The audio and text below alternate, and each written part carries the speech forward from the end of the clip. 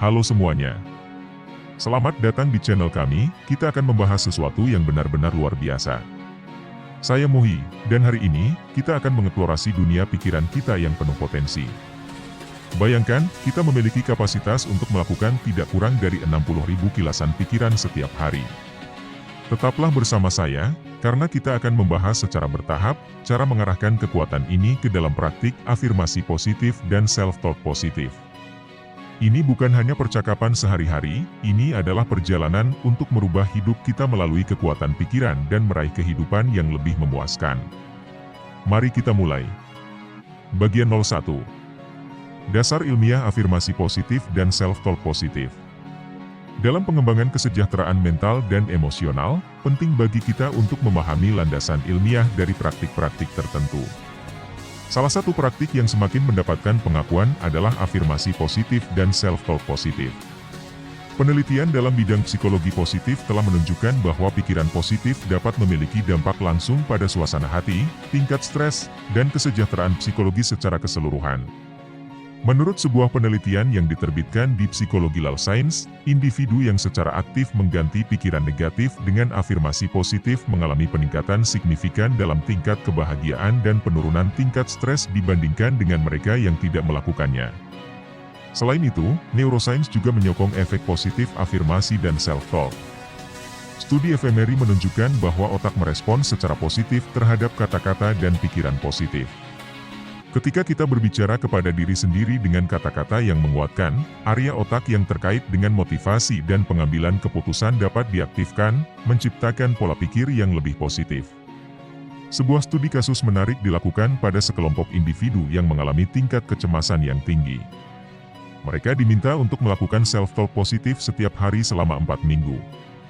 Hasilnya menunjukkan penurunan yang signifikan dalam tingkat kecemasan dan peningkatan perasaan percaya diri. Ini menegaskan bahwa self-talk positif bukan hanya sekadar konsep psikologis, tetapi dapat menjadi alat praktis untuk meningkatkan kesejahteraan mental.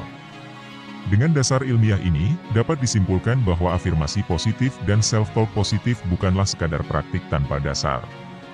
Mereka adalah alat berdaya guna yang dapat membentuk pola pikir kita dan, pada gilirannya, pengalaman hidup kita.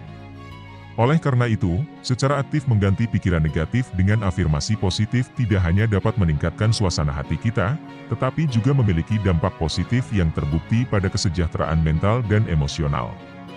Mari kita ambil langkah konkret untuk mengintegrasikan afirmasi positif dan self-talk positif dalam kehidupan sehari-hari kita. Mulailah dengan merancang afirmasi yang sesuai dengan tujuan dan nilai-nilai pribadi Anda. Gunakan kata-kata yang memberdayakan dan memotivasi diri Anda sendiri. Jangan lupa untuk melibatkan diri secara konsisten dalam self-talk positif. Saat Anda menghadapi tantangan atau merasa kurang yakin, tunjukkan dukungan pada diri sendiri dengan kata-kata yang membangun. Teruslah memantau perubahan dalam suasana hati dan persepsi diri Anda. Catat pengalaman positif dan perubahan positif apapun yang Anda rasakan.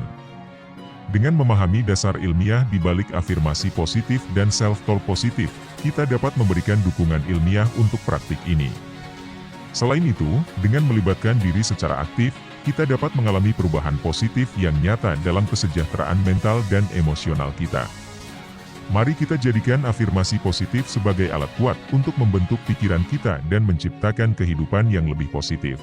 Terima kasih telah menemani eksplorasi ini. Jangan lupa untuk memberikan like dan share jika menurut Anda konten ini bermanfaat. Silakan subscribe agar tidak ketinggalan konten-konten mendatang. Apakah Anda memiliki pertanyaan atau pengalaman pribadi dengan afirmasi positif? Saya ingin mengetahui, melihat, mendengar dan merasakannya. Silakan tulis di kolom komentar di bawah. Sampai jumpa di video selanjutnya.